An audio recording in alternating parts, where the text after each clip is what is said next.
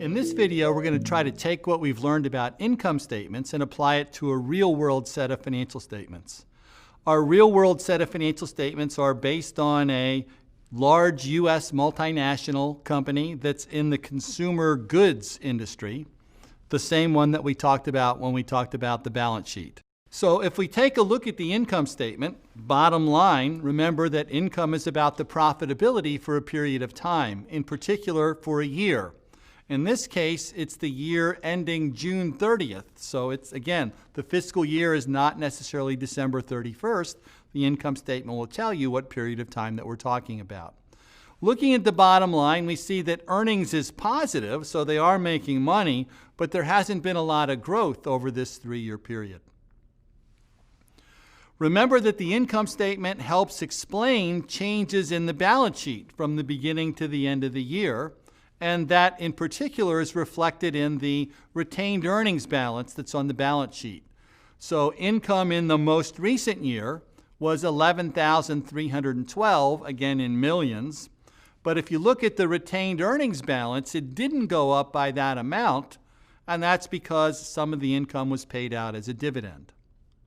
Now, an important thing in looking at a set of income statements is year-to-year comparisons. So we can see sales is going up, even though the income is not going up. It's a more up and down kind of a thing. So there's something going on in between the sales line and the income line, and that's something that we would like to be able to investigate. Another important thing in trying to look at a set of income statements is to try to distinguish between recurring and non-recurring items. Income statements tell you, here's what's happened.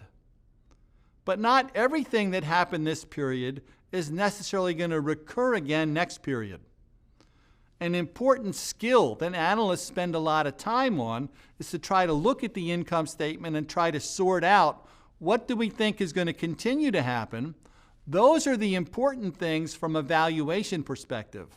Valuation is a forward-looking type of activity versus what happened that is less likely to recur again. If we do this, and we look at the income statement here, we see a line item that's called goodwill and intangible impairment charges. Okay? This is a lot of the variation in income over time for our firm. So what's an impairment charge? Okay, another word for this is a write-down. Okay, this is an important feature in accounting that says every year you have to take a look at your assets and decide, are they really worth what you're showing them for on the books? And if they're not, you need to write them down. Writing them down means the asset moves down and owner's equity moves down through the income statement. So it's going to be a charge to income. If we've written them down the proper amount, there's no reason necessarily to expect an impairment charge to follow again the next year, at least not for that asset. So we typically think of as impairment charges as not being recurring. Impairment charges also are not cash. We're saying we don't expect to get as much benefit out of the asset. That's not the same as we lost cash this period. Okay, so many people look at impairment charges and don't weight them as much in terms of assessing the firm's performance because they're not cash and because they tend not to be recurring. For other items, we don't have a line item title that indicates whether or not it's recurring or not. And so here we'll often have to look to other sources like the footnotes to decide, is it recurring or is it not? An important skill in looking at income statements is something called margin analysis, okay, or profit margin analysis. What we do is we take a look at the income statement, but instead of looking at the dollars, we again scale it by something. And in particular, what we do is we divide everything on the income statement by that year's sales revenue. That's then going to give us all of our costs as a percentage of revenue. This is going to help us identify our structure of costs. This is a very useful thing because it's going to tell us, where did our sales dollars get eaten up? Okay, sales was going up, but income wasn't. Well, where did those sales dollars go?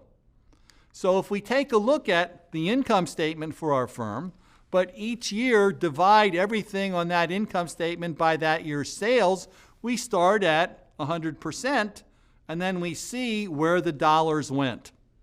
Okay, so in the most recent year, 2000 x 3, we see that for every dollar of sales that we earned, 50.4 cents got eaten up by the cost of goods sold.